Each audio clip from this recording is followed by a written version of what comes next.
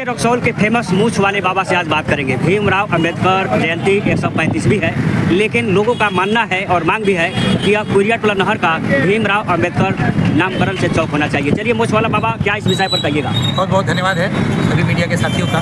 और देखिए, बाबा साहब ने जो हिंदुस्तान के लिए किया है, ऐसा कुछ कर दिया है जिसकी कल्पना भी करना कि दोबारा ऐसा कोई महामानव हो गई, तो महामानव हम लोग कर सकते हैं। हम लोग के याददाश्त में, हम लोग के जीवन में, हम लोग के इतिहास में हिंदुस्तान में इनसे ज़्यादा डिग्री वाला, इनसे ज़्यादा पढ़ा लिखा हुआ आदमी और विकट परिस्थिति में आज जो परिस्थितियाँ हैं सो उनसे जमे नहीं थी 1930 1940। ऐसी स्थिति में इन्होंने देश का संविधान बनाया, पढ़े, अपने लोगों को आगे बढ़ाए। और हम लोग का सौभाग्य है कि रक्सौल में एक जगह उनको समाज के लोगों ने, सभी सामाजिक लोगों ने ये चौक दिया है, अम्बेडकर चौक।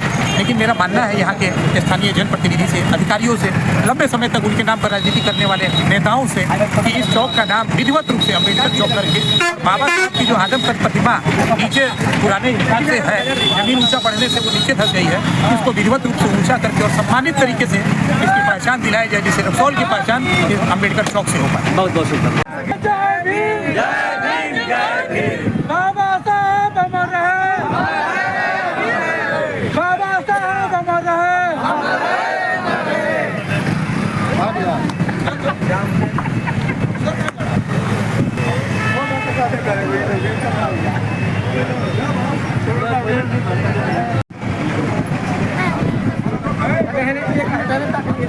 नेताजी, लेकिन सबसे नेताजी लोग का बच्चा ही बड़े बड़े स्कूल में पढ़ते हैं। जब समान शिक्षा अधिकार जब हो जाएगा तो सारे लोग एक स्कूल में आ जाएंगे। और आज का दिन ज़्यादा राजनीति करने वाला नहीं है। हमारे बाबा साहब का जो मानने वाले, चाहने वाले लोग हैं, देखिए बड़ी अच्छा लगता है उनके जीवनी को जब पढ़िएगा ना, कहीं जात पात कहीं आगरा पिछड़ा नहीं है।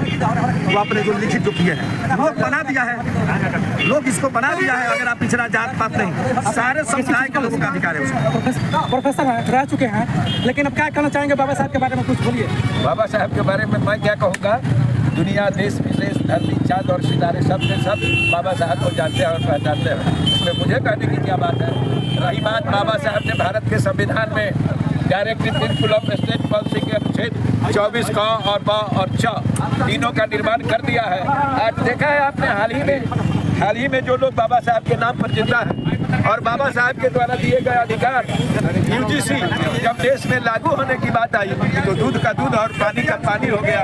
वो लोग जो आदरणीय मोदी जी के लिए वोट मांगने में थकते नहीं थे, देश में एक आंदोलन का रूप बनाने का काम किया। अभी हमारे शहर के गणमान्य नेता राम बाबू जी कह रहे थे कि बाबा साहब अम्बेडकर का यही जगह होना चाहिए। हम लोग शुक्रगुजार हैं स्वर्गीय राजेंद्र राय जी का, जिन्होंने शहर में कम से कम 2 महान विभूतियों को स्थापित कराने का काम किया। अगर पिछड़ा सबका है उसमें, संविधान में उसका नियम है, कोई भेदभाव नहीं है। जो लोग भेदभाव करते हैं वह द्वेष पैदा करते हैं।